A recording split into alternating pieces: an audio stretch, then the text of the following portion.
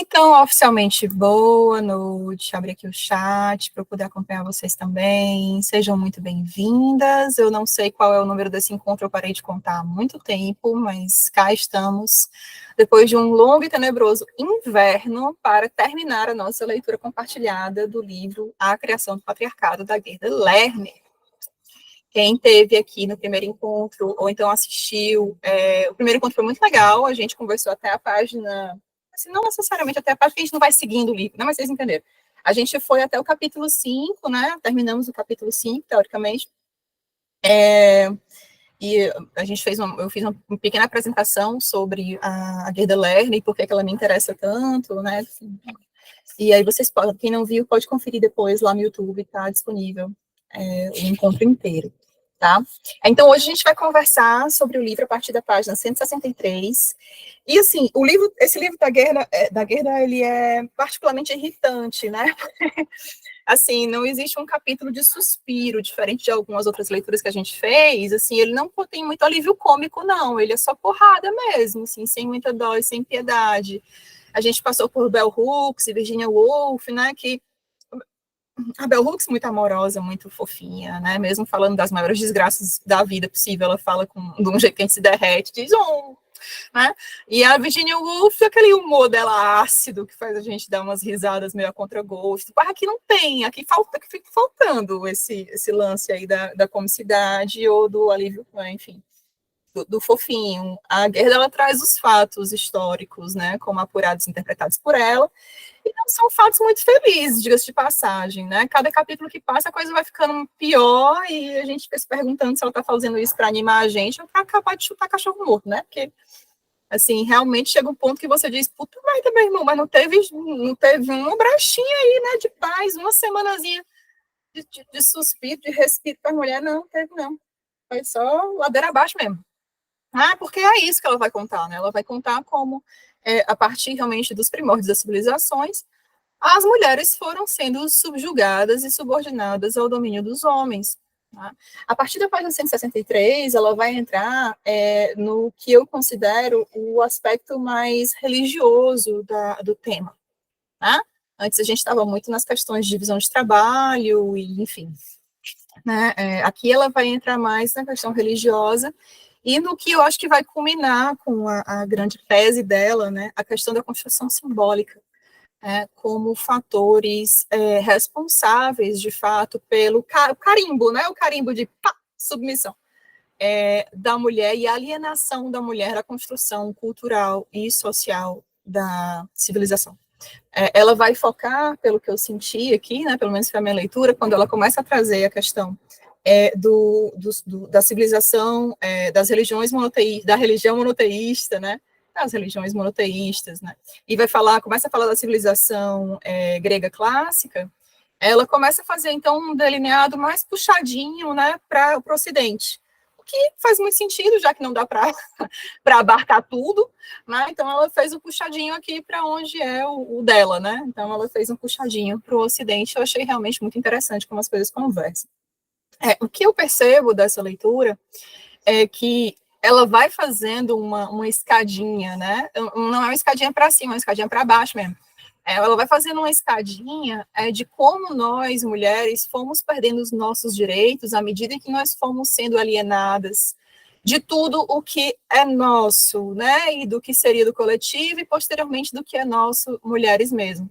Ela começa, como a gente discutiu no encontro passado, né, falando sobre a alienação da mulher do próprio corpo, afinal de contas, o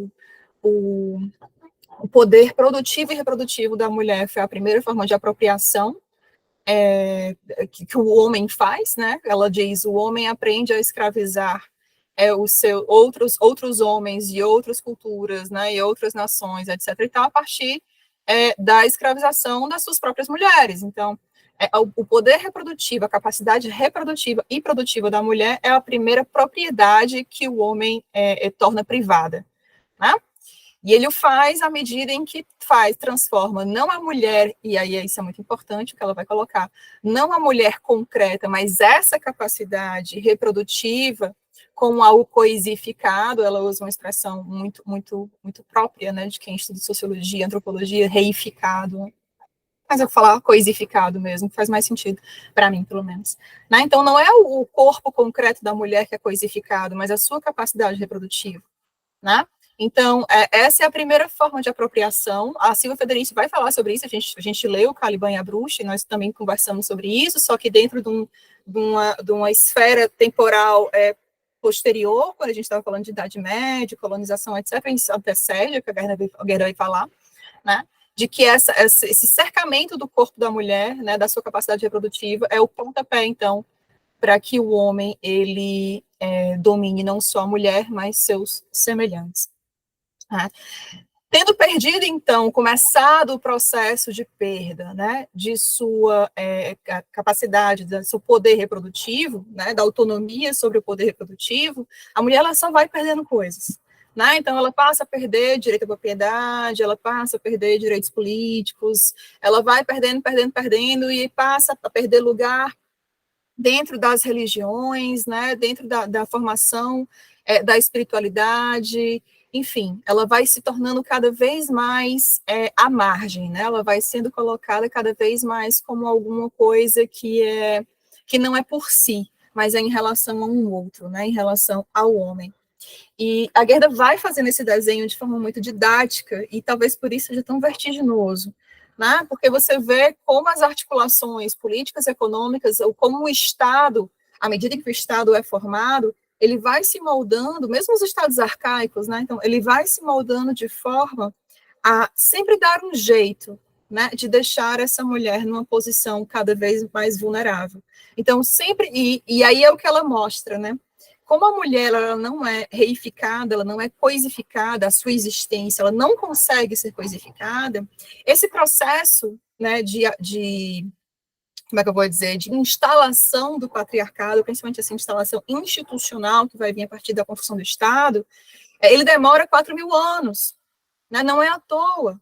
Porque o que ela quer dizer com isso, quando ela diz que não é a mulher que é coisificada, e sim a sua capacidade reprodutiva? Né? Não é que não foi falta de tentativa, não faltou tentativa de coisificar a mulher de forma concreta, né? Não, isso não é uma questão assim, de falta de tentativa, não, mas uma questão de resistência, né? Se a mulher ela não foi coisificada em 4.000 anos, foi muito mais por uma questão de resistência. E isso é o que ela culmina falando no último capítulo do livro, né? É o que ela diz: as mulheres sempre resistiram. Se hoje nós somos cooptadas pelo patriarcado, e o patriarcado continua se instalando como sistema fundamental, é porque tanto a educação como a nossa participação na construção dos símbolos, com a alienação histórica das mulheres, né, da sua participação da construção do mundo como ele é, tudo isso fomenta, né, para que as mulheres continuem num lugar de subordinação. Mas isso vem mudando. Né, e vem mudando por quê? Porque nós estamos nos apropriando de um lugar de construção de saber sobre nós mesmos.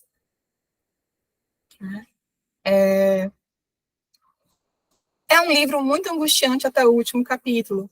O último capítulo, no entanto, me deixou com um gostinho, daqueles gostinhos que vocês sabem que eu tenho de vez em quando, sabe? De sair queimando uns ônibus, umas coisas assim, né? Já falei sobre isso algumas vezes, qualquer dia vocês vão me ver no jornal, e qualquer dia a pulsão vai ser mais forte. Né?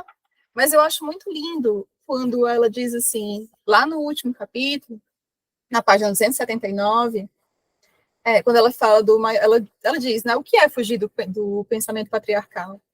E aí, lá no finalzinho da página, ela diz assim: talvez o maior desafio para as mulheres pensadoras seja o desafio de fugir do desejo de segurança e aprovação para a qualidade mais não feminina de todas, a arrogância intelectual. A ubris suprema que atribui a si o direito de reordenar o mundo. A ubris dos criadores de deuses. A ubris dos homens que constroem o sistema. Eu acho isso lindo. Sabe? E não acho utópico. Eu acho que é o que a gente vem construindo lentamente. Mas o processo de instalação do patriarcado também não foi do dia para a noite. Também foi um processo lento. E eu acho que é isso que ela também faz questão de frisar. Não foi uma virada de chave. Demorou o tempo que demorou porque encontrou resistência. Né? Demorou o tempo que demorou porque foi necessário uma instauração de uma pedagogia à base da violência, para que fosse instaurado. Não foi uma subjugação pacífica, não foi uma subordinação tranquila e aceitável. Não, houve resistência. Tá? Eu considero um livro fundamental, assim, tendo lido agora pela segunda vez, né? Eu posso frisar isso novamente. Eu acho que é um livro fundamental, um livro para se começar de fato a pensar sobre o nosso lugar na história, e passar a enxergar a gente não apenas como uma vítima das circunstâncias, mas como sujeitos também. Né? Como ela diz, nós estávamos lá. Então, nós não podemos dizer que nós somos vítimas silenciosas e pacíficas do que nos aconteceu. Nós estávamos lá. E entender que nós estávamos lá se torna muito importante para a gente decidir o que a gente vai fazer a partir de agora. Né? Mas, dito isso, eu queria ouvir vocês. Como é que foi a experiência de vocês?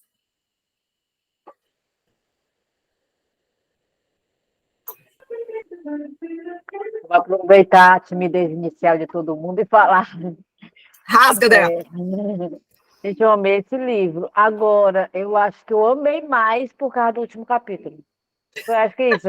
Você sofre o livro todinho. Você passa Mulher, não todos é. os capítulos sofrendo assim, que merda, né?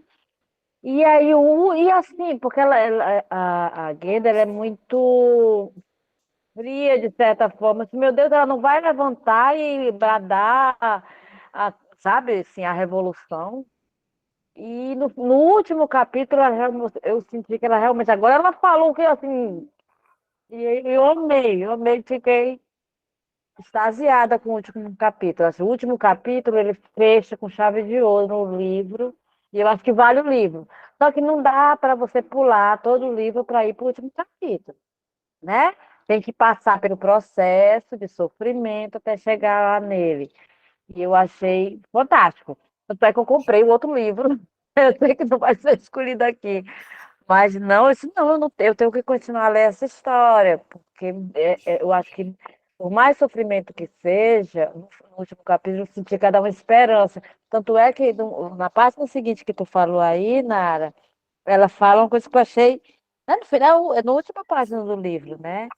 Que ela diz assim, que o sistema do patriarcado é um construto histórico.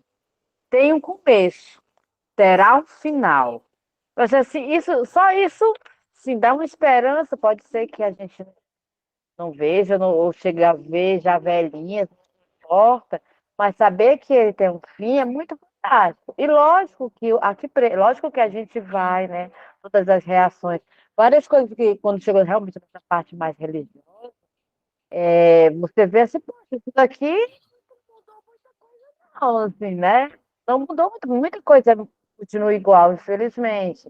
É porque a religião continua muito forte e determinando, inclusive, a política, da condição política do nosso país, não apenas do nosso país. Então, eu acho que a gente caminha, né? A gente segue avançando contra a onda, né? Contra a maré. Mas eu acho que o avanço é uma esperança. Conta aí. Vocês lembram que no primeiro encontro eu falei daquela frase que ela tinha na porta dela? Que assim, a verdade vai te libertar, mas primeiro ela vai te deixar mal pra caramba. Pois é, a experiência de... Mas é isso, é com tudo, né? A gente vai estudando as coisas assim, meu Deus, eu só queria não saber, eu só queria não estudar mais. Porque quanto mais eu estudo, mais eu sei, quanto mais eu sei, mais eu tô arrasada. Mas é isso, né? Esse é o convite que ela faz. E eu acho muito interessante, porque a Gerda, ela trabalha esse livro justamente do propósito que ela lança na introdução.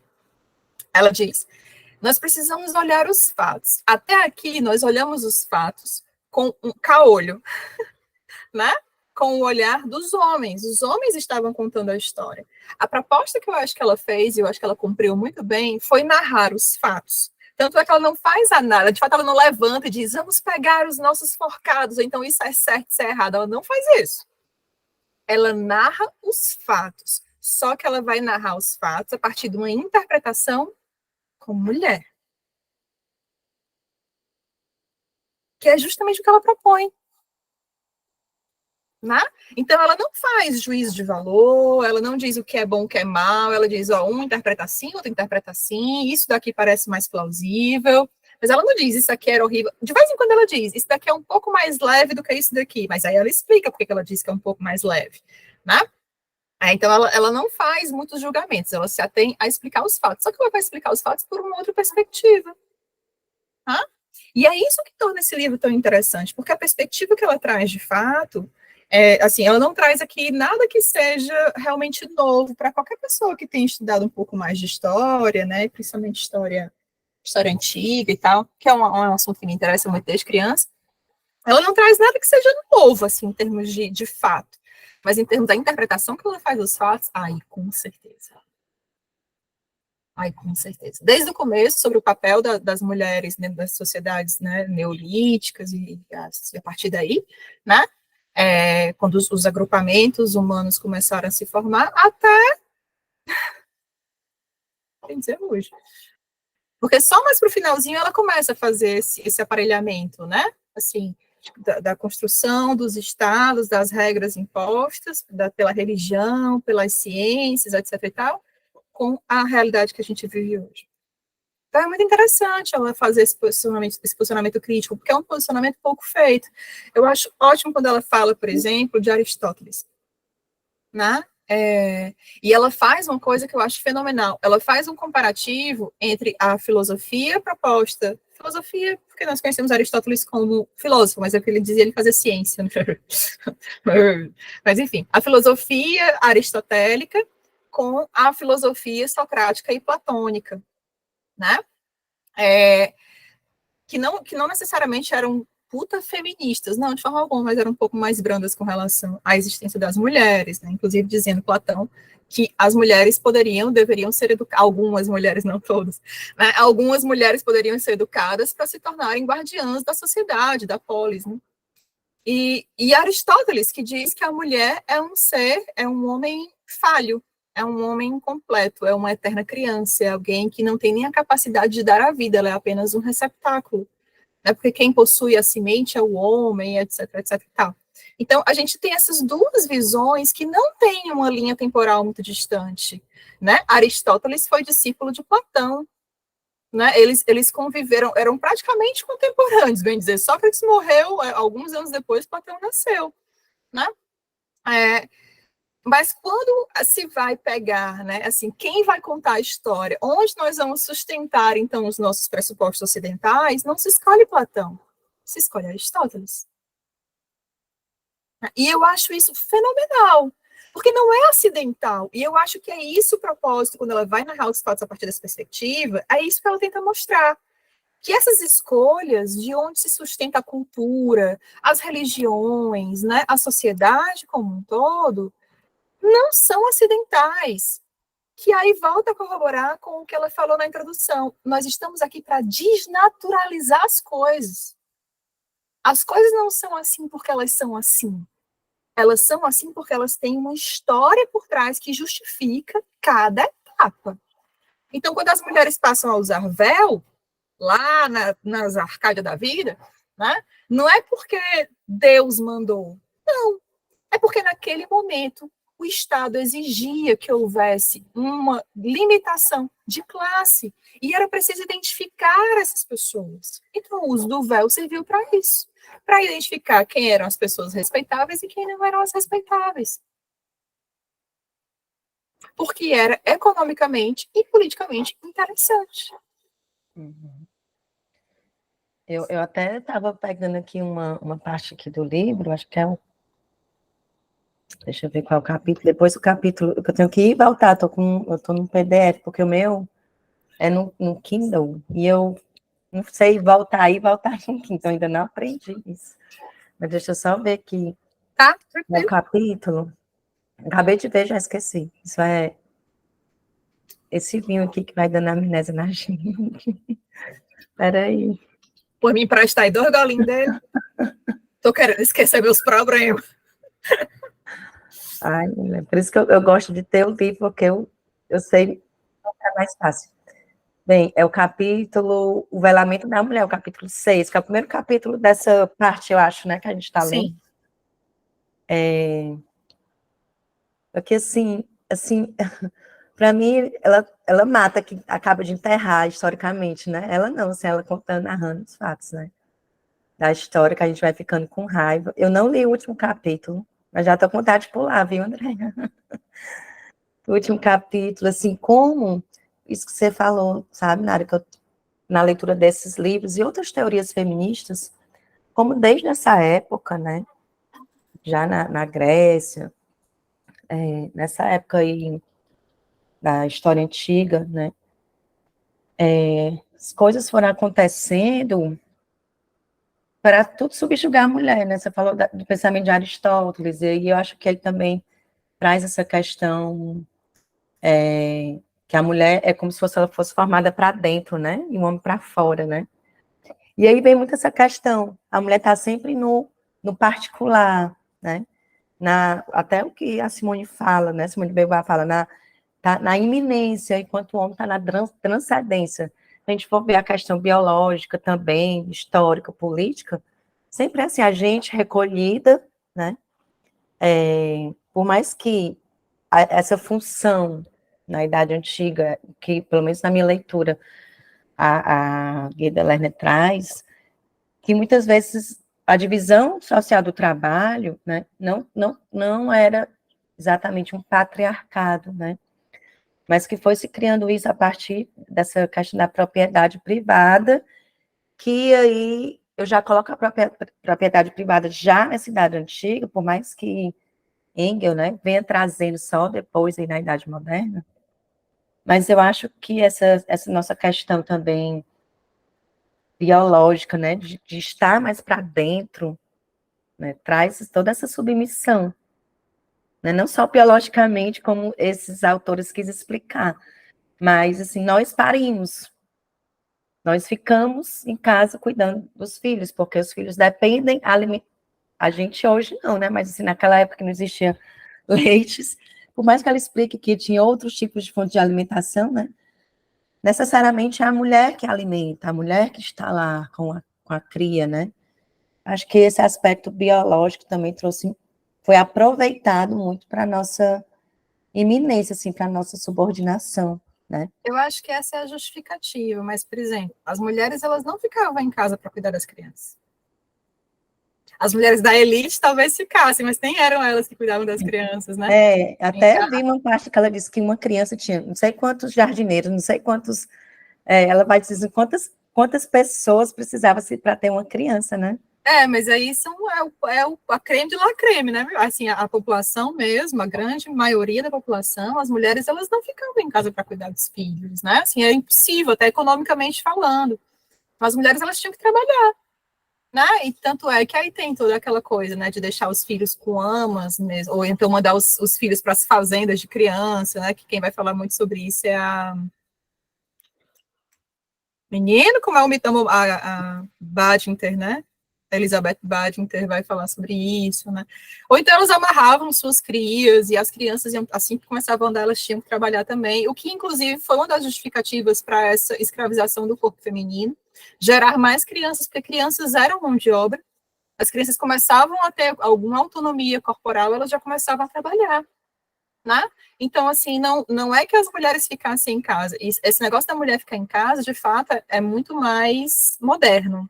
Ou então das elites, né? As moças de elite, de fato, eram mantidas dentro de casa para preservar a virgindade, né? Para preservar todo esse rolê aí. Mas isso era a minoria da população, né? Isso era a minoria da população. A maioria da população não tinha esse, digamos assim, esse descanso. Esse status. Esse status, a maioria da população. Tanto é que as mulheres pobres, né, que é uma coisa que ela vai falar muito também, como as mulheres de classes sociais inferiores eram constantemente vendidas, né, desde crianças para serem escravas. Sim. Né, para o trabalho, para a exploração sexual, né? Então, assim, para a população pobre, que sempre foi a grande maioria, desde que há qualquer tipo de estratificação, você sempre vai ter um mais pobre e um mais rico. Ah, assim, desde o momento em que isso surge, né, em que as classes começam a partir desse lance de escravizar as pessoas, né, de escravizar as mulheres, principalmente, né? Sempre vai ter alguém assim, mais vulnerável, né? Então, esse lance da mulher para dentro é um lance para a elite, né? Para as poucas, né? Mas a mulher, ela tá para fora o tempo todo, gente. Né? Ela tá para fora o tempo todo. A tentativa tanto é que esse lance, né, do corpo da mulher como algo acessível, vinculado à classe, é o que ela vai debater aqui. Né? As mulheres que tinham proteção masculina, né, que tinham algum tipo de casamento, normalmente eram as mulheres que tinham algum nível de poder aquisitivo, porque as mulheres eram compradas, ela não havia casamento por amor ou por interesse, né? As mulheres eram compradas, tinha o tal do preço da noiva, que ela fala o livro inteiro sobre isso, né? Então, era preciso um investimento financeiro da parte do noivo e um investimento financeiro por parte da noiva, que tinha que ter um dote também, né? Que tinha que ter algo que ficava com a família do marido e que só era devolvido em casos, sei lá, com asteriscos, né? Então, não eram todas as mulheres, né? As mulheres pobres, elas não tinham esse recurso. Muitas vezes, para casar os filhos, isso é um dado que ela traz, as famílias vendiam as filhas. E com o dinheiro da venda das filhas, se fossem como concubinas ou como escravas, ou algumas vezes como esposas, mas acho que era mais difícil, porque se faltava dinheiro para um e faltava dinheiro para o outro, né? Elas usavam esse dinheiro para casar os homens. Né? Mas eu entendo o que você quer dizer, e sim, esse movimento ele foi muito importante, principalmente para a construção da ideia moderna do que é mulher, do que é maternidade, etc. e tal. Só ressalto que esse lance da classe, ele sempre se fez muito importante. Né? E por isso que ela fala que separar gênero e classe é impossível, né? Porque uma coisa vai dizer da outra.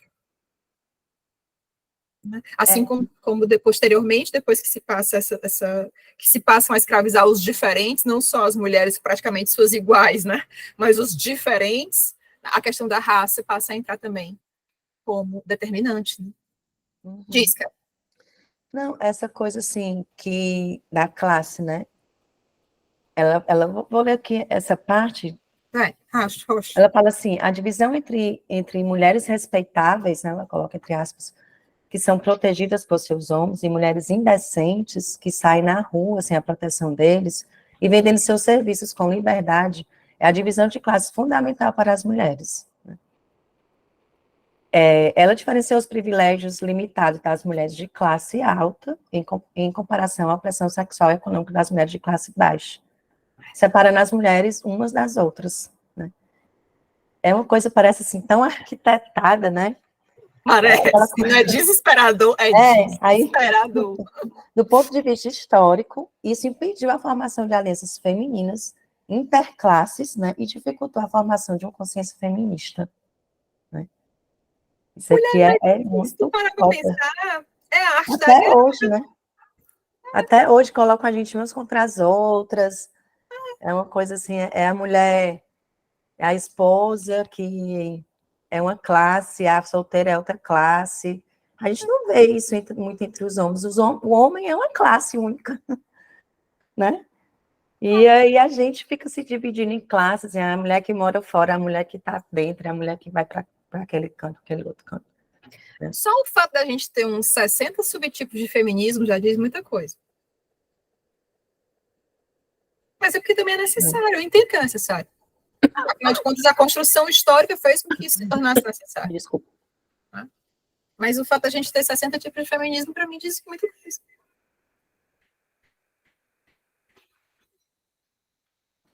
Verdade. É foda, né? Porque parece muito arquitetado mesmo. A gente vai vendo, e aí eu acho que é isso que a dolorido no livro. Ela faz o tempo inteiro questão de dizer: isso daqui não foi eventual. O que é eventual, ela diz: ó, aqui a gente deu azar. Aqui a gente daqui parece que foi azar mesmo, que uma coisa coincidiu com a outra aí não deu bom. Né? Mas o grande beabá da história é dizendo: ó, isso aqui aconteceu, vê esse movimento aqui. Quando ela vai falar quando ela culmina, né, para falar da civilização ocidental, eu acho fantástico. Porque ela está aqui falando dos sumérios, dos acádios, da pessoa da Babilônia, galera massa, está aqui, tchá. Aí ela entra para o começo da religião monoteísta, né? Das religiões monoteístas. Ela vai falar de Abraão, a aliança e tal. Aí ela faz o puxadinho para a Grécia clássica, né? Cara, nessa hora, você começa a entender que essas coisas Babilônia, Abraão, Grécia, elas não estavam acontecendo em universos paralelos, sabe? Passou, furou, fez um buraco da minhoca no universo e se atravessou para outra dimensão, assim, não era outra dimensão, essas coisas estavam acontecendo historicamente de forma quase contemporânea. E aí, quando você vê as peças encaixando, você bota a mão na testa e diz, meu Deus. Fudeu. Aí, fudeu mesmo. Até essa coisa do comportamento sexual, né? Como é antigo, né? A gente acha que é só agora, né? Mas ela estava aqui falando um pouquinho depois da parte que eu li. Ela fala assim, o comportamento sexual de uma mulher casada, como adultério, ou o fato de uma mulher solteira perder a virgindade, poderiam rebaixá-la de uma maneira que nenhum homem poderia ser rebaixado pelo próprio comportamento sexual. Então, como a gente é rebaixada sendo casada, se faz adultério, como nosso desejo ele é cerceado, né? E os desejos dos homens estão sempre lá, ok, normal, eles saírem, traírem, ficarem com várias mulheres. E a gente, se fizesse qualquer uma das coisas que os homens faziam, mesmo naquela época, a gente era rebaixada de status social, assim. Como as coisas não mudam, né? É tudo tão Mulher, se atual. rebaixada de estado social fosse o maior dos nossos problemas, eu até ficava calente, era apedrejada em praça pública, te jogava um piche na tua cabeça só por tu usar um véu sem poder. Tá entendendo? Tu era esquartejada, estuprada coletivamente por homens durante 12 horas seguidas. Não é um negócio. Rebaixada não tem problema, não. O negócio é violentíssimo. O lance de ler esse livro é ter estômago. Não que tenha mudado muita coisa, né? Porque realmente não tem, mas. É gráfico, né? Ela é bem gráfica. Oi, Dé. O meu microfone tá vazando, é porque eu vou falar, mas tem muito barulho. Meu companheiro tá ali tocando guitarra, Não eu tô acho que ouvindo, vaza não, aqui só o tô som. ouvindo tu. Ai, que bom. Não, eu tava pensando sobre isso que a Raquel falou, sobre a guerra, ela não poupa. Ela coloca que a gente se distingue dentro do patriarcado pelo papel sexual, né? Então, assim, a única coisa que diferencia, assim, é a forma como nossa sexualidade, nosso corpo é utilizado. As mulheres de classe da elite, as mulheres de classe, a classe operária, o que nos diferencia é a forma como a função social é desenvolvida, ou a forma como é apropriado o nosso corpo e controlado o nosso corpo. E esse controle é muito doido, né? Porque, assim, realmente, aí voltando para a religião, é exato o oposto da deusa mãe. Porque uma coisa certa é que a mulher sabe quem é o filho, ela não tem dúvida de que aquela pessoa é filho dela, porque saiu dentro dela. Já o homem não tem como ter esse controle. Então, a forma de controlar, saber isso, é controlando o corpo nosso, o que acontece até hoje. Acontece até hoje com todo tipo de controle, não apenas em cima de, de aborto no aborto, é o controle em cima da roupa que veste, né? É tão forte isso entre a gente. Eu fui para o médico com minha mãe, a gente passou na rua e tinha uma garotinha, uma adolescente, saiu de casa, né? Da casa de camisola, né? De baby doll. Aí a minha mãe olhou para a menina, depois um rapaz vai passar a mão, não sabe por quê.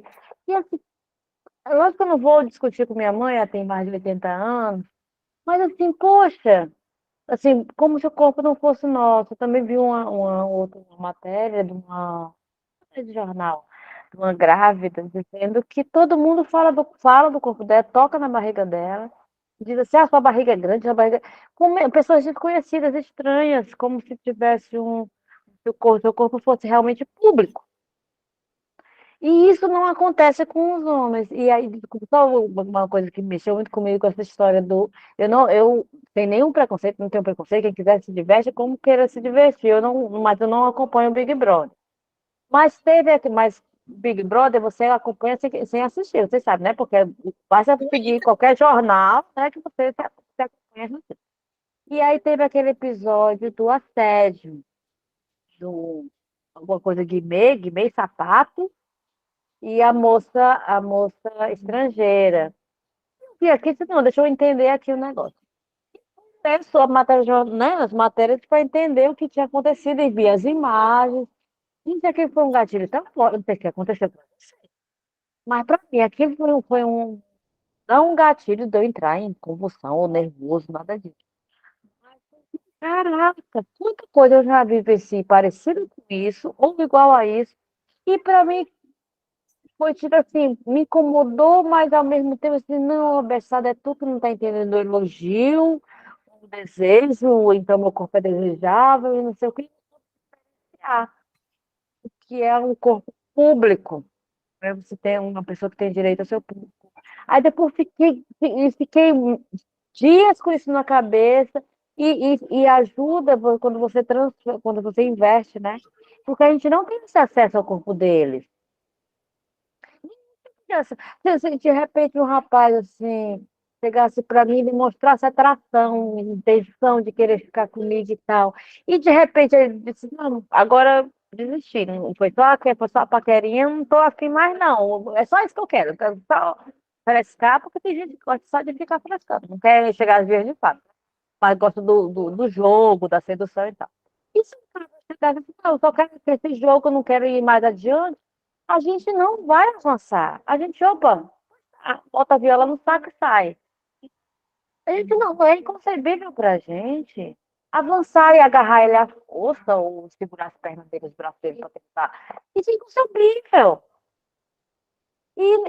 Quando é com a gente, mesmo quando é com outra mulher, a gente pensa assim, poxa, mas ela tem que entender que queria. Você automaticamente pensa isso. Queria, deu sinal verde. Sabe, é tão complicado. E a Guerra coloca, ela enfatiza isso várias vezes, que nós somos considerados como seres sexuais para sexualidade. Fato, pronto, que nos diz todas as classes. Né? E o triste é mudou muita coisa, infelizmente. Eu acho que por isso, hoje em dia, né? Não sei se é por isso, não. Mas, assim, como eu acho que a gente tem que aprender esse limite, eu não quero botar a responsabilidade para a gente de jeito nenhum, né? Mas a gente meio que é ensinada a sempre ser agradável, sorrir, sabe? Ser educada. Porque podia ter dito assim, sai para lá, seu sapato, seu, sei lá, McGuimê, e dizer um não e Mas ao assim, mesmo tá tempo, louco a para gente, prestar, mas não, dá uma de mas, doida, assim. mas a nossa simpatia, às vezes, é uma forma de segurança, medo, porque assim, eu já fui ríspida, assim, Ensinar a fazer tira a namorar, gente. mão, não sei o que, já defendi amigo em festa. E a reação deles normalmente é violenta, é de se projetar para frente no Você tem corpo. que ser mais Então você, louca ainda. então você, você vai se saindo, tá entendendo? Para evitar violência. Então você aprende a se sair para evitar violência, porque o corpo dele, infelizmente, é maior. Assim, na Mas maioria das assim, vezes. Eu sou pequena, né? é Então, errado, todo o né? corpo de Assim, quase eu acho todo homem é errado maior. isso. Porque se Mas ele não é vê nem, gente, não é nem porque o corpo é maior, porque eu preciso fazer esse adendo para não perder o tempo. Nós somos educadas a temer os homens há 4.000 anos. Pode ser um gnomo, raquítico, maneta e com uma perna só. Vai perebado. continuar. Aí é que faz medo, né? Vai continuar deixando a gente em posição de alerta. Não dizer que cabe que para a mulher resolver a questão do assédio é dizer um não, pressupõe que a gente tem um poder que nós não temos. Até porque nós não acreditamos que temos. Mas você não O concorda que a medo gente faz tem que parte da avançar conquista da nossa nisso? subjetividade. Não, claro, aí é Né? outra história, né? Por isso que a gente Avançar está nesse aqui, né? medo e ser a louca mesmo, assim, a raivosa, sabe? A mal educada. Raquel, Mas, mas é isso eu que nós coloquei, devemos, sim, mas Raquel assim, colocou veja, a agora. gente precisa de suporte para isso, né? É isso que a gente está Sim, construindo, é sim. claro. E eu espero, já disse, quem quiser me chamar para bater em homem, pode chamar, estou livre, disponível qualquer hora. Né? Inclusive, sou boa nisso. Mas, assim, a gente precisa entender que todo comportamento de. Quem vai falar muito maravilhosamente bem sobre isso, gente, é J. Mombassa. Eu só falo agora, eu prego a palavra agora da Roda Mombassa, porque ela tem um livro chamado Eles Não Vão Nos Matar Agora. Já tô Mombassa, travesti, nordestina, maravilhosa, cearense, show. Lá, literalmente Mombassa, né? Fantástica. E ela vai falar sobre um pessimismo propositivo. É isso. A merda é essa. Nós já estamos, nossa construção subjetiva foi toda em cima do medo. Nós somos construídas em cima do medo. Então, esse é o fato. Né? Então, assim, o que nós podemos fazer a partir de agora? Aí a gente fica assim, com esse medo, não, tira aqui a mão. Não. Aí, mas ela estava querendo, porque ela estava rindo, ela estava não sei o quê. Mas aí você tira a mão e acontece como aconteceu comigo. O cara te segura pelos 2 braços, te beija à força e te joga no chão. Ou ele espera tu sair e vai lá e te estupra. Ou se junta ele e os amigos dele e te dá essa porrada. Porque normalmente não é ele sozinho, né? Tem que ter um suporte. Quando a Andrea falou isso, né, que ela pequena, mas parte para cima, e quando a Raquel estava falando disso, né, eu quero ser simpática, mas essa cena também que a Andrea viu na internet, do cara palpando a mulher e tal, no Big Brother, na hora que eu vi também na internet, eu me remeteu a uma cena que eu vivenciei com 15 anos num show, e tava eu lá com 15 anos, acho que eu cheguei no banheiro, era um lugar no Rio que eu frequentava muito, e eu tava até no show do Prod, era um show enorme, um negócio enorme, e aí um cara foi e meteu a mão na minha bunda. Aí eu, muito retada, 15 anos, né? E quando eu vi a cena, eu vi o meu vestido naquela mulher, uma saia curta preta.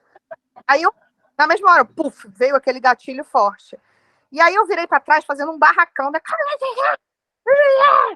Aí eu virei de costas de novo, né? Porque eu tinha que ir embora. Aí vieram vários passando a mão na minha bunda, assim. E aí eles gargalhando. Aquilo ali é algo muito presente, assim. E assim, não adiantar, sabe? Assim, não tinha... enfim.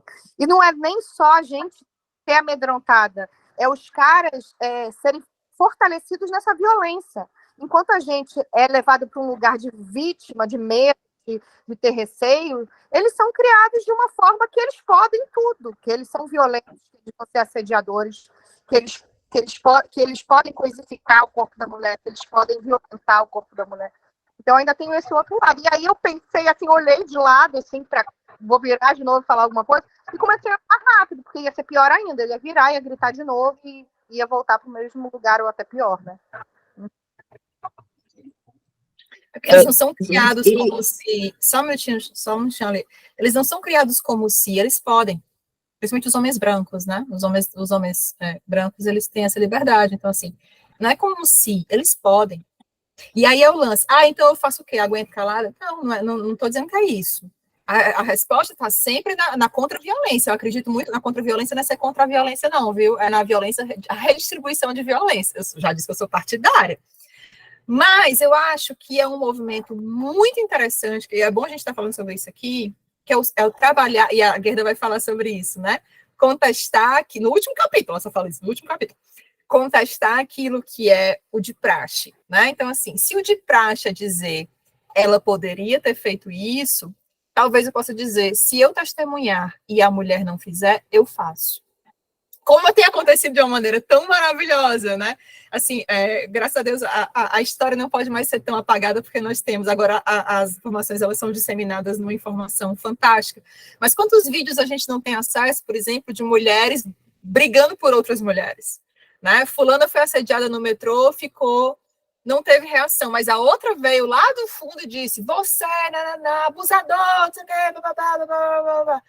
Porque sai da resposta do indivíduo para a resposta do coletivo. Os homens, eles só têm essa coragem, vamos chamar de coragem, não, né?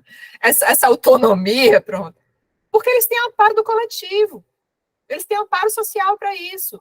Nós não temos, ainda estamos construindo, né? Então, termos a noção de que se uma mulher não pode falar por si, nós vamos falar por ela, é a chave da coisa toda. Tá?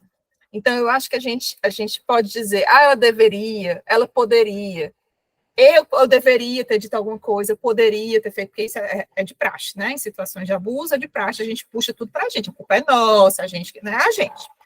né? Puxar isso para uma responsabilização coletiva, para um suporte coletivo, a chave.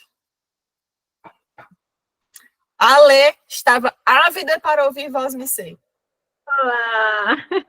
Não, eu só ia pegar o gancho aí no que vocês estavam falando, justamente, além da questão violência, que às vezes existem muitos ambientes, né? Todos que a gente transita, desde a balada, né? Que às vezes a gente faz assim, a gente ouve muito, não, mas a mulher estava em tal traje, estava de tal forma. Mas todos os ambientes que a gente transita tem esse assédio, a gente passa por isso em diferentes níveis e diferentes formas de manifestação. Então, às vezes é bem violento, às vezes é sutil, às vezes é por um constrangimento, né? E quando a Raquel me falou, me veio na mente, assim, não a violência, mas aquele momento que você, né, dá uma demonstrativa que você está incomodado, que você não quer, mesmo quando você é mais firme, que não é esse jeito mais sutil, ou mais delicado, ou mais educado, porque eu acho que isso não sai quando a gente reage de uma forma mais segura e enfática, não é que é falta de educação, né?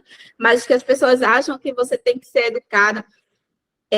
Quando a gente sai desse padrão, que vai para uma coisa mais impositiva, tem também essa reação de constranger a mulher, né? Dizer, você é louca, você não imagina, ok, que é isso, eu estava só te cumprimentando, eu não fiz nada demais. Então, primeiro tem isso da violência, depois tem a descredibilizar a palavra da mulher, né, fazer dela, né, ridicularizar, descredibilizar, e com isso constranger.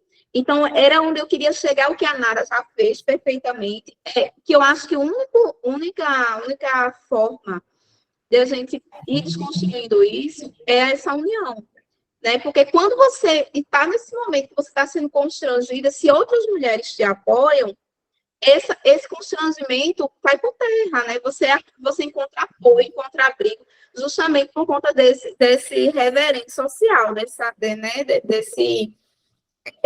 afirmação que a sociedade está fazendo aí, às vezes fazia em relação aos homens, e eu acho que hoje muito mais a gente tem feito, né? Assim, como você disse. E era isso mesmo que eu ia falar, que a gente precisa focar nisso. Eu ainda vejo muitas mulheres, assim, julgando muito as outras mulheres, né? E aí, sempre que eu converso com a mulher, eu tento mostrar esse viés aqui, olha, quando você faz isso, talvez não hoje, mas você está fortalecendo está fortalecendo esse pensamento que ele lá na frente você seja vítima também, que você seja, né, atingida por esse julgamento que hoje você fez. Hoje você está nessa circunstância aqui, mas de repente você pode estar em outra, você também vai estar sendo julgado. Então, eu sempre tento conversar com outras mulheres nesse sentido, quando eu vejo que o primeiro passo, o primeiro pensamento é rotular a mulher, julgar. E, gente, e assim, é por isso que os homens fazem também, porque não é só o apoio dos homens, é o apoio social total, né? Muitas mulheres estão ali dando também né? Às vezes mas também tá ali numa situação, nunca culpa o cara, vai culpa porque a menina que deu em cima do namorado dela, e que também passou com essa roupa, e tava assim, insinuando, e não sei o quê, e nunca culpa o cara, tá, né?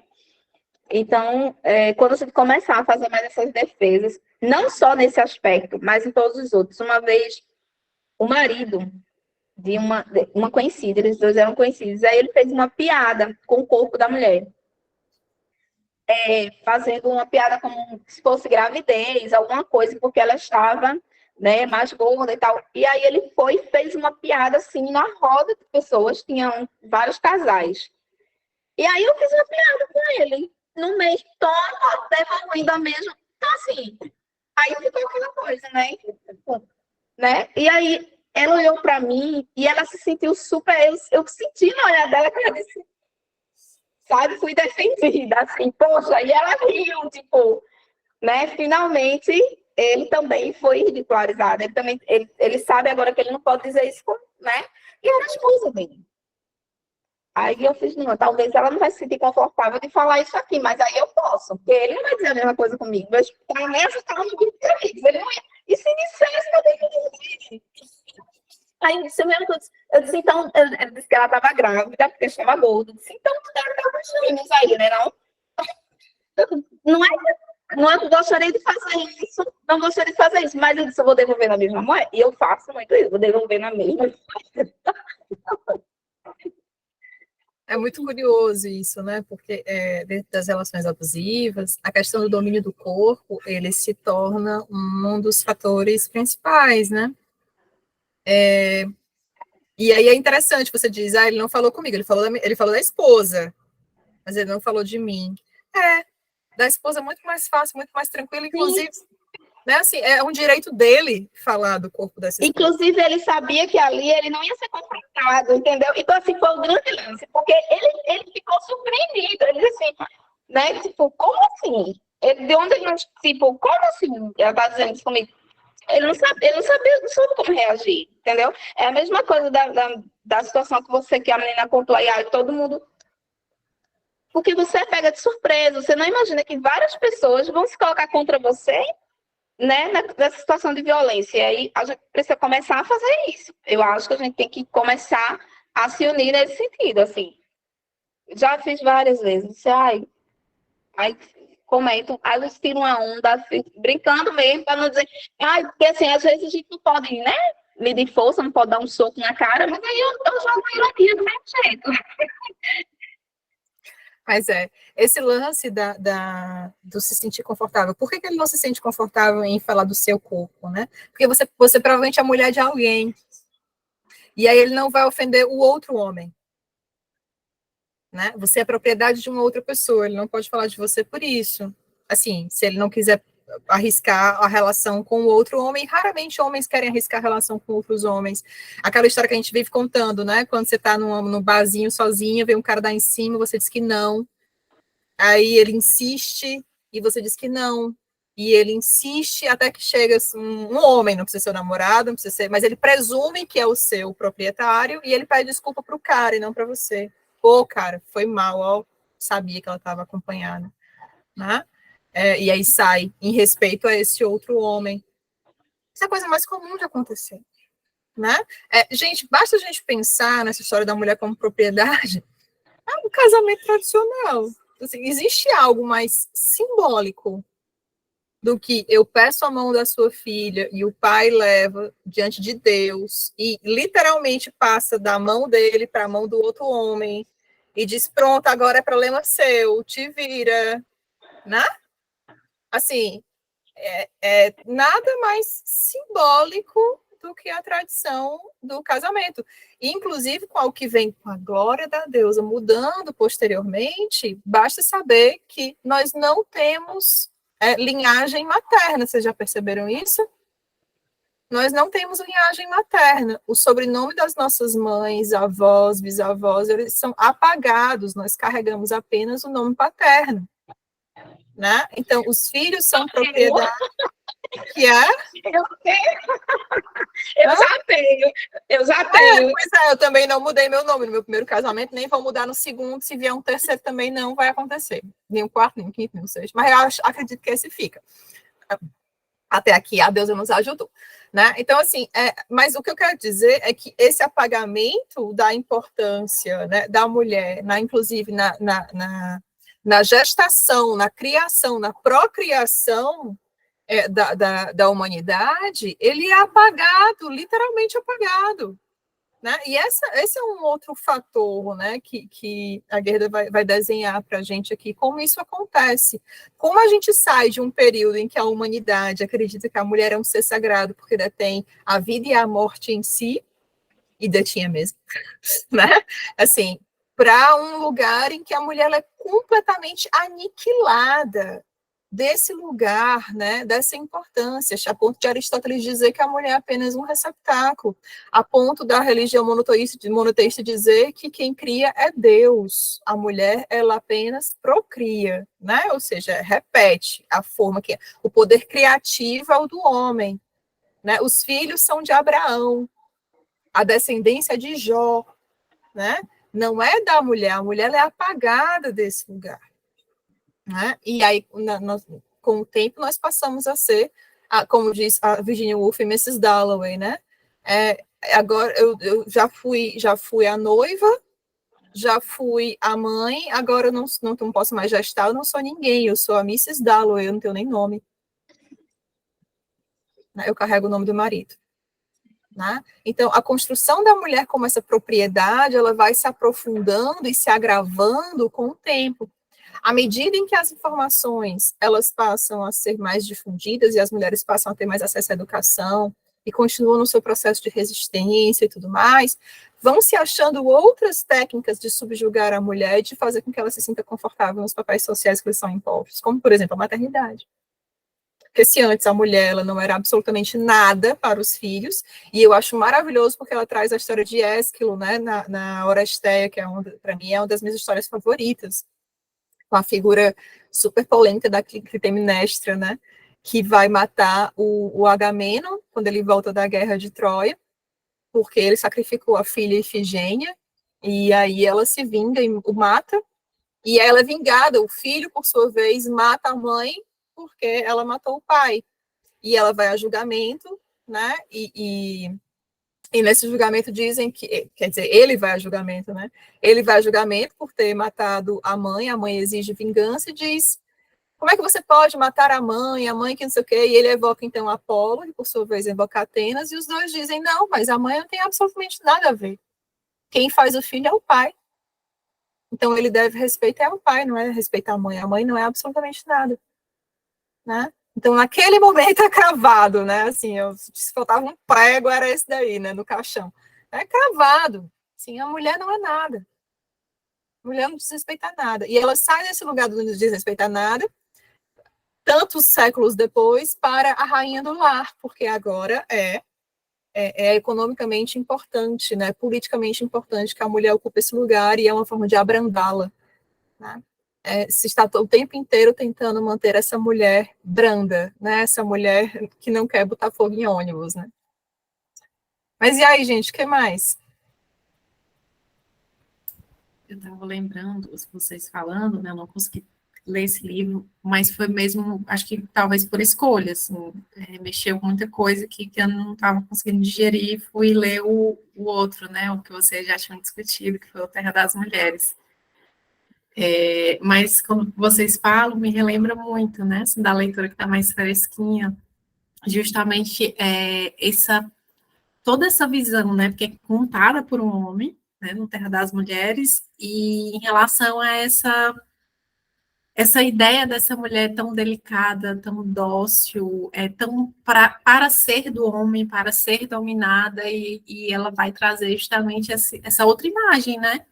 E eu, enquanto mulher lendo, assim, eu acho, em certa parte, né, porque tem a questão da maternidade, enfim, muito, muito valorizada, mas a parte da inteligência, né, do trabalho, do como elas se organizam, do coletivo em si, muito massa, né, assim, embora ela coloque como utopia, mas eu acho que tem muita coisa, assim, que dá para a gente resgatar dali, enquanto possibilidade, né.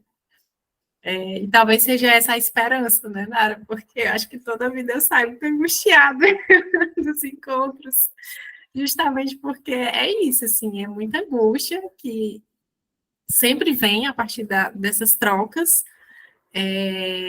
tanto pela questão que vocês estavam trazendo agora, né, de assédio, foi ontem mesmo uma situação bem... assim, eu digo atípica porque, eu não sei se é porque eu fui achando assim, com amadurecimento, a gente não vai mais passar por isso, mas leve engano, né? Eu estava ali na praia Praia do Futuro, não, na beira-mar, que eu gosto de ir às vezes à tarde, ver o pôr do sol e tudo. Aí sento ali sozinha no banquinho daqueles e fico olhando pro mar e tal. Aí veio uma pessoa, sentou um cara, né? Sentou um pouco mais afastado, mas eu também, macaca velha, fico com a minha visão periférica já ligada, né? Aí tinha outra pessoa no banco, mas aqueles bancos bem compridos. Enfim, né? Resumindo a história, quando eu me desespero, ele estava se aproximando de mim.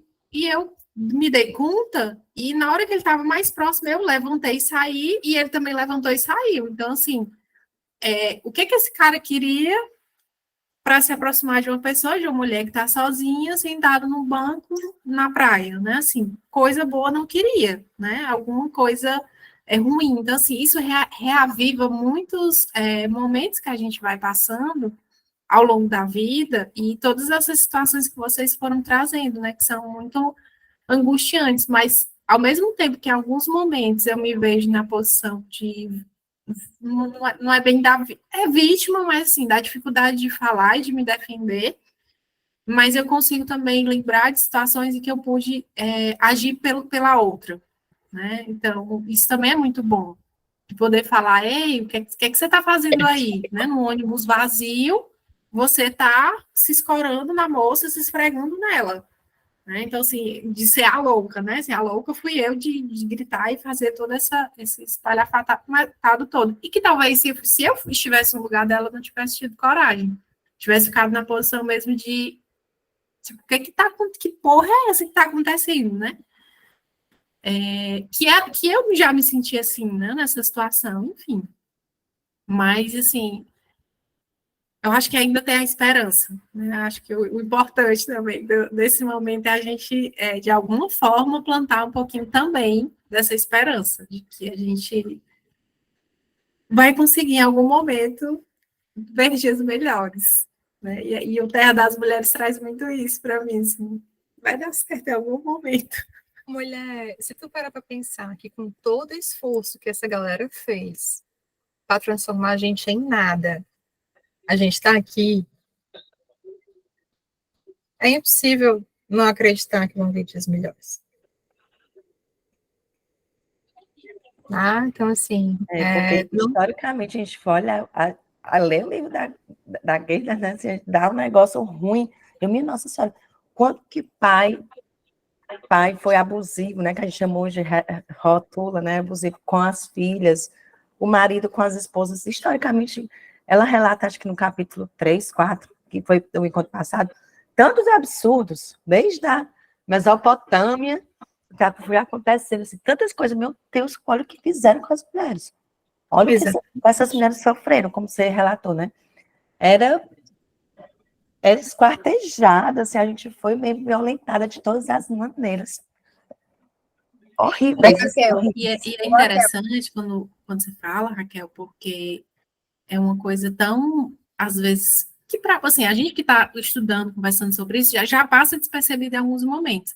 Mas parece que quem não está, né, nesse meio, conversando, discutindo, é uma coisa que passa realmente como se nada tivesse acontecendo. Esses dias eu ouvi de uma pessoa, né, um relato justamente sobre essa questão de paternidade, né? A menina adolescente saindo, querendo, enfim, né, ter a vida sexual e tudo, e o pai descobriu e foi ameaçar a filha de bater nela. E ela, muito tranquilamente, estava deitadinha na cama dela, só fez tirar o lençol e ficou lá, tipo, vai bater, ok. E isso atiçou ainda mais a raiva, sabe? Aí vem a história da propriedade, né? Assim, você tem que ser calada e não pode fazer nada, não pode me afrontar. O quanto que isso ainda está nos dias da gente, essa dificuldade em relação também a essa questão da paternidade. E o quão violento é, e que às vezes o outro não se dá conta dessa violência, né? Demais. E que eu hoje, assim, eu vejo como um papel meu mesmo, assim, isso é violento. Você não está vendo, não estou conseguindo enxergar o quanto é violento isso, né? Abusadores não percebem que são abusadores e vítimas também não percebem que são vítimas, porque a violência é naturalizada, e esse é o grande aspecto. Eu vou passar a palavra para a Lê, depois para a Raquel, mas eu queria só acrescentar uma coisa que eu considero muito importante. A gente está aqui tendo essa conversa e falando sobre mudanças, etc e tal, mas a gente não pode deixar passar o fato de que as coisas que a Gerda descreve como sendo coisas arcaicas e consideradas muitas vezes primitivas, elas ainda hoje acontecem. Por exemplo, a venda de crianças, principalmente de meninas, para exploração sexual, ela não é uma coisa que ficou lá atrás. Em muitas sociedades ao redor do mundo inteiro, isso ainda acontece. O sequestro de meninas, né, o estupro coletivo de meninas e mulheres em situações de guerra ou de conflito ou coisa parecida, e nem precisa ser, né, mas vamos colocar assim. Então, assim, esses esquemas, eles ainda acontecem. Né? A exploração sexual de filhas por seus pais ou seus familiares, inclusive para ganhos financeiros, isso ainda acontece. Então, uma coisa que a gente não pode deixar de ver é que, embora a gente possa desfrutar de um certo nível de liberdade e de conforto, essa liberdade e esse conforto ainda pertence a poucas mulheres. E cabe a nós, né, como coube aquelas que lá atrás que tinham também certos privilégios e fizeram uso desses privilégios para justamente, né, acrescentar resistência, é a nossa responsabilidade moral e ética usar do nosso lugar de privilégios, né, para falar por essas que ainda não podem falar, para apontar as situações que essas ainda não conseguem enxergar ou lutar contra, porque estão numa posição de muita fragilidade, de muita vulnerabilidade. Né? Então, não é necessariamente tomar a dor do outro para si, eu preciso também fazer esse parênteses, mas ter a possibilidade de escuta, né, da demanda dessa outra que é tão diferente de mim, que vive em um outro contexto, em uma outra realidade, que possui uma outra cor de pele, uma outra etnia, uma outra religião, e que eu possa não fazer da minha realidade um alargamento da realidade dela, mas entender que as nossas realidades são diferentes, mas que ainda assim e nós temos coisas em comum, nós estamos sob o mesmo guarda-chuva do patriarcado e do capitalismo neoliberal. Então, bom, nós estamos, sim, sobre muitas opressões similares. Né? Então, eu acho muito importante isso, para que a gente não ache que está tudo belezinha e que a gente, né, assim, que não está, né? Não está. E a gente precisa, por isso que ter uma leitura interseccional é muito importante, para a gente entender quais são os cruzamentos de opressão que existem e a gente tomar para si a responsabilidade sobre isso, né? E não agir como se, não respinga em mim, tá tudo bem, porque não é assim. Esse tipo de pensamento é um pensamento de privilégio, como a Gerda muito bem fala. Olhar de cima e dizer, essa merda não é comigo, então tá tudo bem, tô protegida, é usar de um lugar de privilégio. Né? E, consequentemente, quando se usa um lugar de privilégio, você está pisando em cima de alguém. Você está perpetuando e fortalecendo uma opressão. Então, a gente precisa ter isso muito claro. Né? Assim, quanto é cada vez mais importante a gente ter essa iniciativa. Né? Mas vai, Ale, tá contigo, depois Raquel. Eu vou mudar um pouquinho o foco aqui, que é uma questão que me acompanha esse livro já antes de ler pela primeira vez, que é assim, até anotei aqui, por que as mulheres não construíram esse sistema, né? Por que as mulheres não foram construtoras dos homens desse sistema, ou por que elas também não se sobressaíram nesse sistema, né? Que eu acho que, assim, era a pergunta que eu fui para a Gerda com essa sede, e aí eu coloquei assim, por que não se pode pensar de maneira universal quando se está excluída do genérico, né? É um trecho que eu destaquei aqui, perto da folha 275.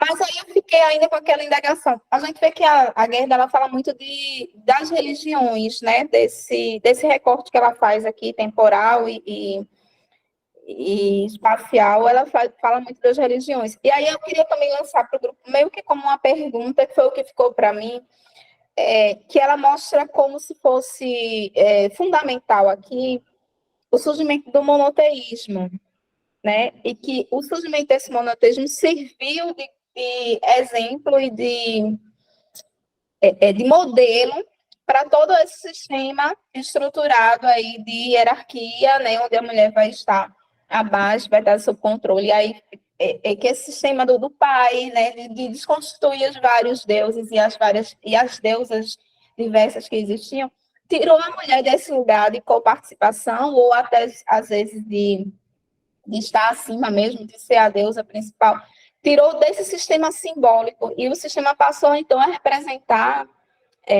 o homem como o detentor desse poder, e colocar o homem como representante desse Deus único. Então, assim, para a mulher se aproximar desse Deus, ela só poderia fazê-lo através do intermédio do homem, porque o homem era a própria figura, a imagem e semelhança desse Deus. Então, assim, eu queria saber da impressão, primeiro, de vocês, que viram, eu vi muito, assim, isso como muito estruturante, né, muito definitivo, né, mesmo a gente analisando as questões né, biológicas, de gestação, de tudo. E um segundo ponto, quando eu li Laia Ronke, E eu comecei a perceber que por exemplo, que se a gente tirar esse foco, né, dessa nosso conhecimento aqui mais eurocentrado, a gente vai ver que existem outras formas de constituição e que a Yoram que disse assim para mim, não, nem todos os povos têm esse poder patriarcal e essa constituição. E aí eu queria devolver isso para vocês, né? Que se por exemplo, nos povos africanos, nas várias culturas, vários povos africanos, a gente vê que a questão da religião é muito diferente, né? E que os deuses são diversos e tem uma multiplicidade ali de representação. Então, eu acho que trazendo à luz isso aí que disse que isso nunca tinha me ocorrido antes de ler um texto dela, foi dizer assim, não, isso não é para todos e em todos os lugares. Talvez hoje, porque, né, a colonização e o domínio dos povos africanos acabou corrompendo também esses outros costumes. E aí eu lendo a mulher, desculpem se eu errar o nome do título, tá? Eu acho que é a mulher dos pés descalços, a mulher né, da Mukasunga também vi ali naquela história que ela coloca, né, esses traços que o papel da mulher, o papel da comunidade era muito fortalecido e as mulheres tinham esse vínculo comunitário muito forte. Por exemplo, me ficou muito assim marcado quando ela disse que toda vez que a mulher nessa comunidade saía de casa, ela só voltava para casa uma vez que ela tivesse visitado todas as suas vizinhas. Daí eu achei isso assim fantástico. Eu fiquei, nossa, aquela coisa da fofoca, né? Só que que é empoderador, né? Que a mulher ela ia ali fazendo esse vínculo comunitário, até chegar em casa. E era um costume.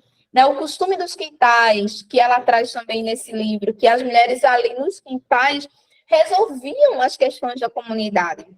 Né? Então, no livro da Mukasunga, eu meio que vi na ficção o que a Yoronki diz lá na teoria, e comparando aqui com a nossa cultura, até que ponto também a colonização trouxe essa desgraça, ampliou essa desgraça no mundo, e aí eu jogo aí para vocês. A primeira coisa, eu só queria pontuar que quando ela fala essa questão do monoteísmo e da Grécia clássica, ela está se referindo ao Ocidente. E para Gerda, enquanto assim, ela é austríaca, com formação nos Estados Unidos, né, ela não pensa a África como Ocidente. Né, assim, ela não tem essa leitura, assim, epistemológico dela aí, né, assim, ela não tem essa leitura da África como Ocidente, até que ela faz a distinção, né, entre as sociedades politeístas, inclusive poligâmicas e tudo mais, aí ela para aí ela faz o puxadinho mais para o final do livro, né, como se assim, ó, tem vários caminhos aqui, eu vou falar do que eu vou ter que fazer aqui um puxadinho. Aqui, um recorte bem... Um recorte, obrigada. Eu estou chamando de puxadinho. Olha a outra toda acadêmica, um recorte. Eu falo chamando de puxadinho. Mas, bom, está definido nosso lugar aqui. Né? Então, puxadinho, um recorte. Ela faz um recorte para o Ocidente, né?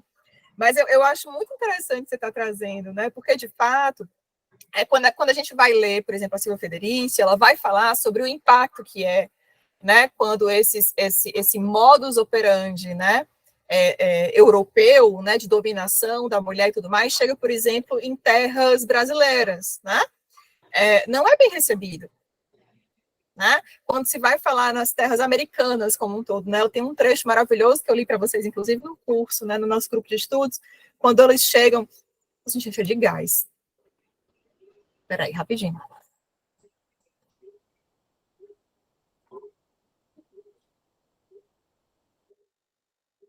Porque eu não estou acostumada ainda com esse negócio de aquecimento da água com gás. Eu acho que o negócio de aquecimento o aquecedor funcionando, o apartamento é do tamanho de um ovo, a gente sente as coisas, mas enfim. Quando, por exemplo, os colonizadores chegam os nativos canadenses, né, assim, que depois vai virar o Canadá, essa história da dominação das crianças e das mulheres é um absurdo. Eles têm que fazer isso por quê? Né? E eles são pedagógicos, eles são ensinados a. Né? Então, esse lance da colonização tem um aspecto fudido. Mas se você for ver, o que ela está dizendo é que, assim, não há uma universalidade, de fato, do patriarcado. Ela vai falar o tempo todo, por exemplo, quando ela vai fazer a diferença entre Esparta e Atenas. Né? Quando ela descreve Esparta como uma cidade que as mulheres têm uma participação política econômica, né? Assim, inclusive em que a divisão sexual do trabalho é uma divisão similar, né? Onde a criação dos filhos é tão importante quanto o trabalho militar, por exemplo, né? Mas quem é que vinga? Não vinga.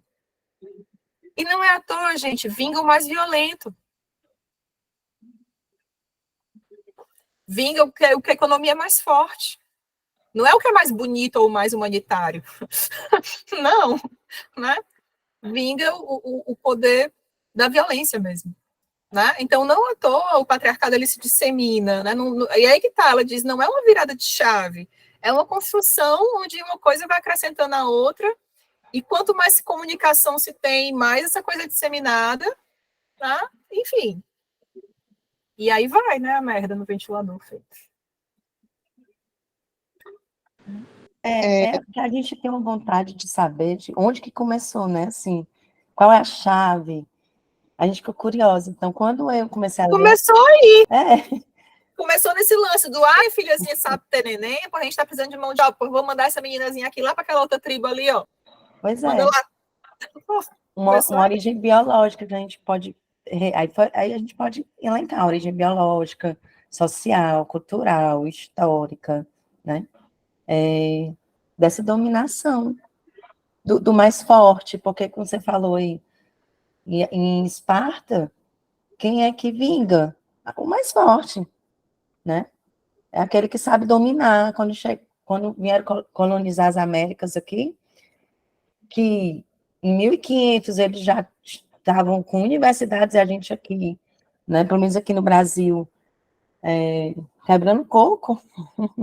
Mulher, saudades quebrar coco, viu? Talvez se a gente tivesse permanecido quebrando coco, as coisas iam estar tão... Pois é, mas foi a merda toda que você falou, assim. Eles pela dominação cultural, científica, eles se colocaram mais importante que quebrar coco. Não era legal, não era legal, não era tão importante, né?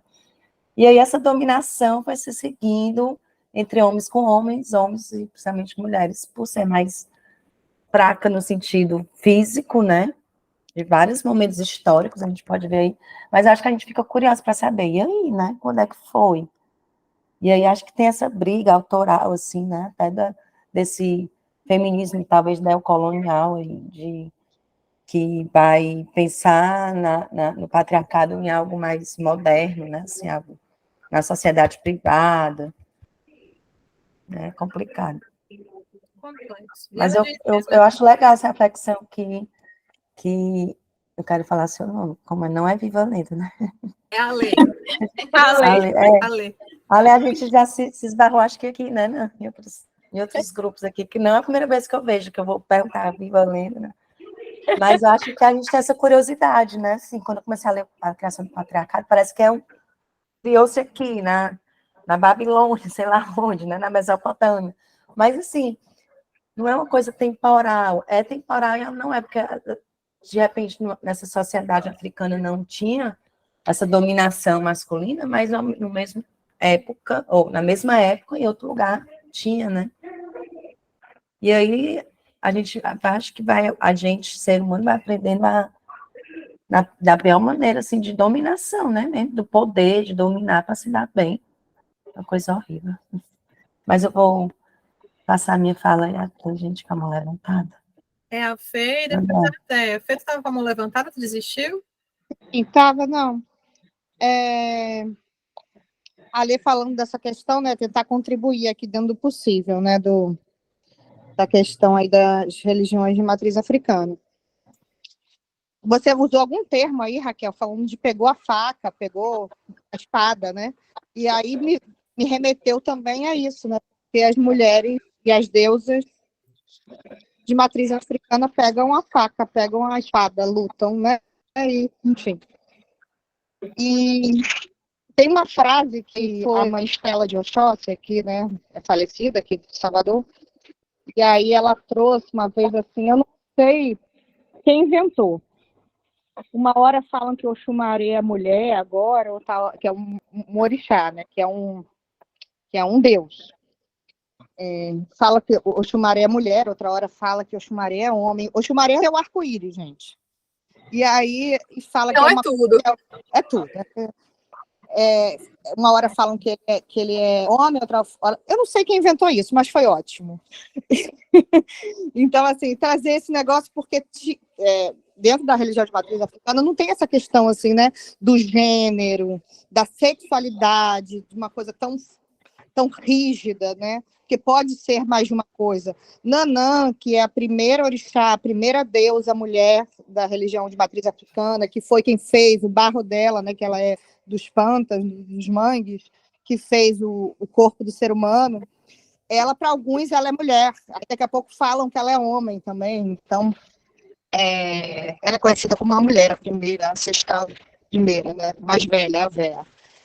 E é isso, né? É colocado de outra forma, mas tem uma invasão de muitas religiões, os muçulmanos principalmente, né? Tiveram regiões da Nigéria, é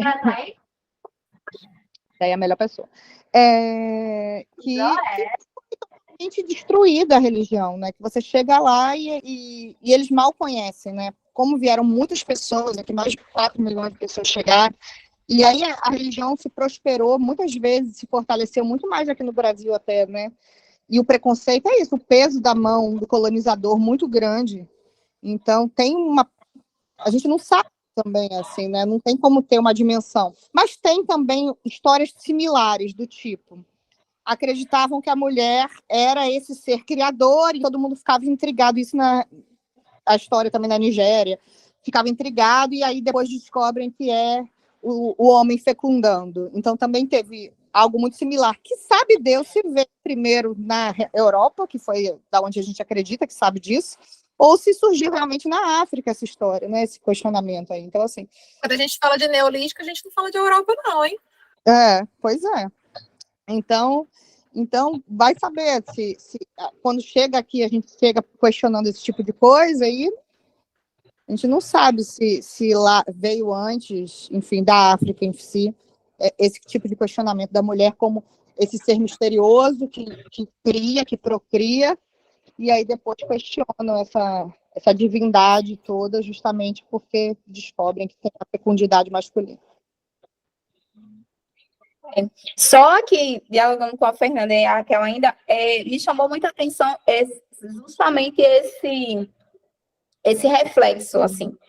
Me parece muito, muito similar à questão essa constituição de religiosidade e a questão da família, né? Inclusive, tem um trecho da Gerda Bipkin que diz assim, a conexão das mulheres estruturadas, a conexão das mulheres e estruturas familiares tornam muito problemático qualquer tipo de desenvolvimento da solidariedade feminina e coesão grupal.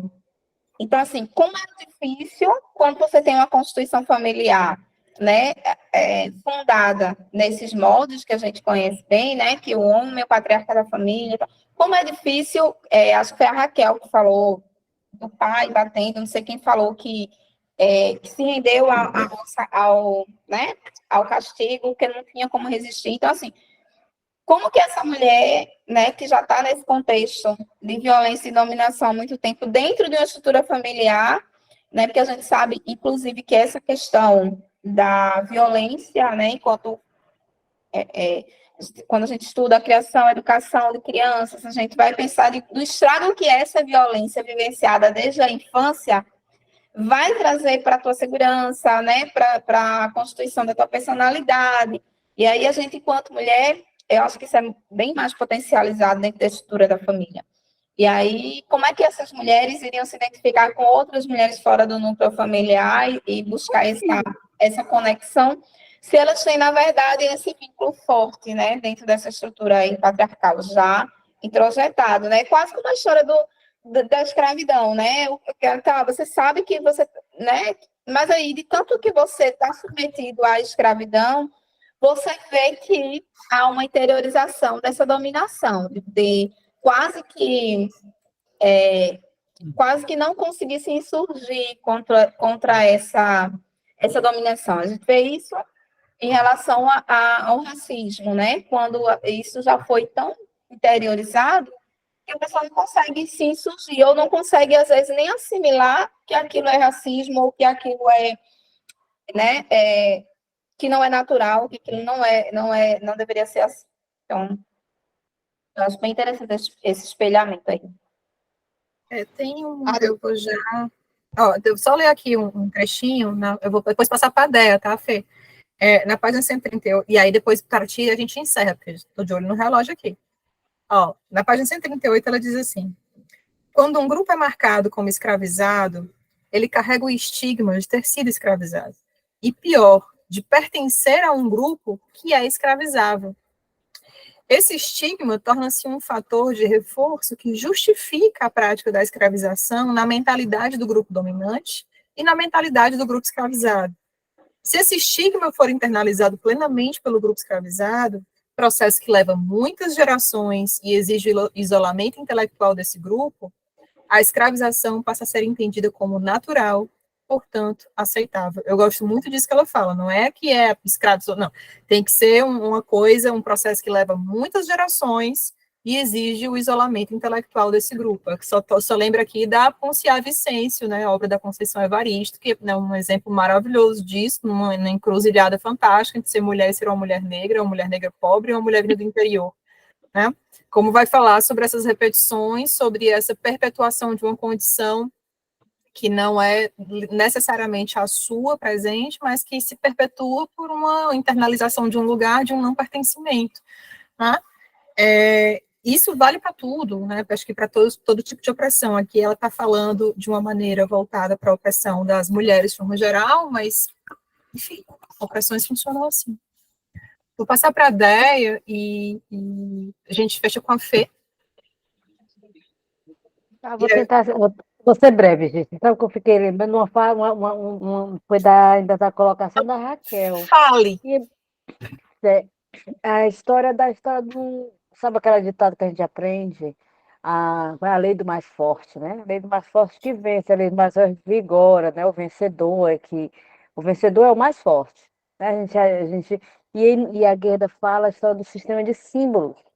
E ela coloca, ela é muito maravilhosa. Ela diz que é fantástico o sistema de símbolos que a humanidade, os homens criaram, né? Que a humanidade criou, e infelizmente o único problema desse sistema de símbolos fabuloso é que eles não colocam numa situação de inferioridade, né? Nós mulheres.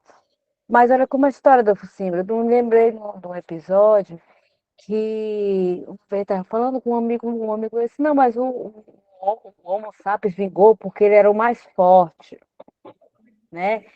Mas não foi por isso que ele vingou porque ele fazia alianças, né? Foi a história de caça e fazia alianças, e pela estrutura de grupo ele conseguia matar os animais. Não foi força, foi a relação. Então, e a Guerra a história da escravização das mulheres. As mulheres elas eram escravizadas não porque elas eram mais fracas, fisicamente mais fracas. Eram escravizadas porque elas tinham maior apego aos filhos. Porque normalmente elas eram escravizadas para outras tribos ou vendidas com a situação, elas iam para outras tribos, imediatamente, desculpa, imediatamente já tinham filhos, e aquela cria, ela se pegava. Então era muito mais difícil para ela de fugir, ou porque ela estava grávida, ou porque ela tinha filhos, porque com criança era mais difícil fugir. Por isso que era mais vantajoso escravizar mulheres do que homens. Não era questão da fragilidade, era questão da relação. E que aí, como a gente foi educar a história do sistema de símbolos, os símbolos nos ensinaram que a fragilidade física é ruim, a competência relacional, do cuidado com o outro, é menos vantajoso do que a racionalização e a força bruta. Então, assim, no esquema de valores que foi criado dentro do patriarcado, de símbolos, tudo que é forte, racional, sem relação, é mais vantajoso para a sociedade, quando não é. Na realidade, é mais bruta, é mais violenta e gerou todas as problemáticas sociais que a gente tem. E tudo que é relacional, afetuoso, que é colocado como de menor valor e vinculado à feminilidade, foi colocado como ruim, ruim para a sociedade, quando não é, né? Mas assim, o sistema de símbolos foi feito para, é evidente, com que ela coloca, é evidente que foi feito como um sistema hierárquico de opressor e oprimido, para estabelecer a relação de opressor e oprimido. Simplesmente. E aí haja repetição, como a Canara colocou, haja repetição para a gente poder continuar replicando, continuar dizendo, é a lei dos mais fortes, é a lei do mais forte. O mais forte não é isso. É isso aí. Até porque tem aquela piada, né? Que se o mundo fosse realmente dos mais fortes, a gente já está sendo governado por rinocerontes, né? Assim, por elefantes, por tiranossauros, né? Assim, se for por questão de força, a gente vai por aí, né? Então é isso, assim, é o lance, é um outro tipo de fragilidade, né? Vou já passar para ti, Fê. É um outro tipo de vulnerabilidade que faz com que as coisas sejam colocadas em xeque. E, mais uma vez, isso não é do dia para a noite. Porque a gente nem tem certeza se, por exemplo, essas primeiras mulheres que eram mandadas para outras tribos, se elas iam contra a vontade. Assim, talvez para ela, como, vou ser esposa, vou ter meus filhos, Sim, talvez nem fosse, a gente não tem essa certeza. O que a gente sabe é que a partir desse momento, né, se passou a ver a capacidade reprodutiva da mulher como algo passível de troca. E aí a merda começou. Tanto é que ela diz uma coisa que eu acho até engraçada, entre aspas, assim, ó, quando as mulheres começaram a perceber o estrago que era isso, já era tarde demais. Né? Então, assim, e quando a gente fala de que nós estamos ainda submetidas a essa dominação pela violência, e a violência, é claro, física, ela não é porque nós somos mais fracas do que os homens, ou que a gente não tem condições físicas de revidar. É porque nós temos 4.000 anos de introjeção transgeracional de que nós não damos conta.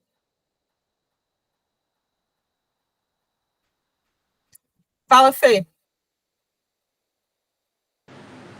Então, Ale, eu vi você saindo, porra, queria falar, era com... Você voltou pelo outro, não foi? Então, lá no início do livro, quando ela fala, né, quando ela traz Deus da fertilidade, como essas outras deuses eram vistas de formas totalmente distintas do que a gente vê hoje as divindades, né, a nossa herança aqui judaico-cristã, me remeteu várias vezes a Oxum, que é a deusa da fertilidade, né, da religião de matriz africana, das religiões em geral. E em contraposição a essa deusa casta que o cristianismo traz para a gente, essa deusa pura, essa deusa virgem, essa deusa iluminada. Então, assim, é uma deusa que está ligada à sexualidade também, ao amor, a um amor mais livre.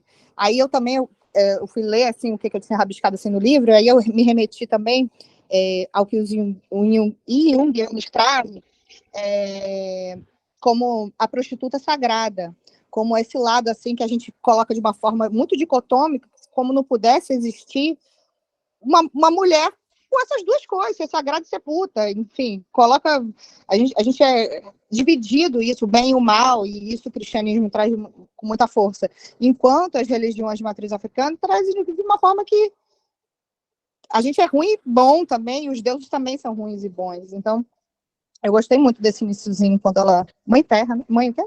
Deus a mãe, né? A grande deusa, Deus. dilacerada para fazer caber apenas a mãezinha santa, que até ela é subjugada ao grande Deus.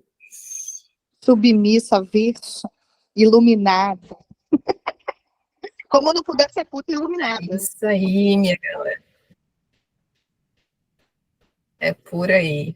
Mas, minha galerinha, são 9h24. Eu acho que está na hora da gente ficar por aqui.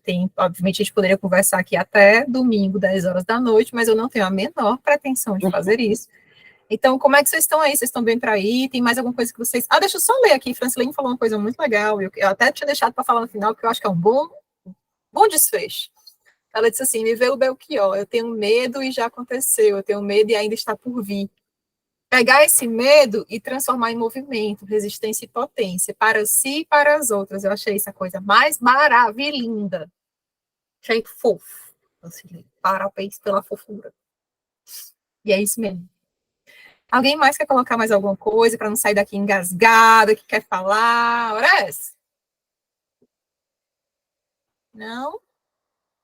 Então, A gente tá. quer saber o próximo livro. eu estava com uma proposta meio imoral. Não sei se vocês vão topar, mas assim, adiantando logo, facilitaria muito para mim, porque esses tempos têm sido muito turbulentos. Eu estava com muita vontade de trazer um homem para a roda, ó. A Pra Fernanda quê? caiu. Pegar um para Cristo. Trazer Vamos o quê? pegar. Um homem para a roda. Mas assim, o bichinho é bem bonzinho, gente. Ele é bem bonzinho, o bichinho. Quem É é? homem, é Mais feminista do que eu. A Lê tá assim. Eu estava com vontade da gente conversar, dividir um pouco como a gente estava fazendo, né? Assim, saímos de um livro mais teórico, de ensaio e tudo mais, e passar para um livro de ficção. Então, eu fiquei com muita vontade, puxando o que a gente viu aqui, né, da Guerra, que a gente tem lido, de falar sobre Madame Bovary, do Valbert, que é um livro muito, muito, assim, ele é muito gostoso de ler, porque a leitura dele é bem fluida, e é um livro que, ao meu ver, eu trabalho muito nos meus grupos esse livro, né, nas minhas aulas. Ele traz muitas questões, né, assim, sobre o feminino, né, as questões mais visíveis desse feminismo construído da burguesia e tudo mais, a questão da maternidade, do matrimônio e tudo mais, mas também nas linhas invisíveis dos outros papéis sociais das mulheres, né, como as amas, a criadagem, as servas, etc. E tal. É uma proposta. Ele é bem. Tem uma parte divertida, tem uma parte trágica. Pois é, assim, ele é horrível, assim, você termina com dizendo assim, meu Deus, mas mais uma vez. Mas sabe que eu dei altas gargalhadas nesse livro, assim. Pois mas até chegar na parte do terrível, assim, de vez em quando tem uns alívios, sabe? Não, tem uma que eu ri demais, assim, gente, eu tô vendo a cena aí. Pois então, assim, eu sei que é um homem branco, é francês e tudo mais, mas, assim, para dar um up, sabe? Tem um tompeiro aqui na sua história, o que é que vocês acham? Eu topo, eu já li. Eu tô invicta de homens esse ano ainda, só li mulheres. Tô invicta, mas não vou quebrar não vou ler, só vou dar uma relembrada. Por isso que eu estou sugerindo também, porque é um livro que eu sei de cabo a rabo, aí para mim também ele flui com muita facilidade. Agora, para o outro mês, aí eu acho que a gente pode continuar, se vocês toparem, na Guerra, da consciência feminista. Isso. Tá gostando, Andréia? Na realidade, eu não comecei. Eu resolvi terminar a Era das Revoluções, que eu tinha começado há tempo, e terminei. Inclusive, o Rubens Bal tem umas colocações bem machistas, mas deixa pra lá, bichinho, né?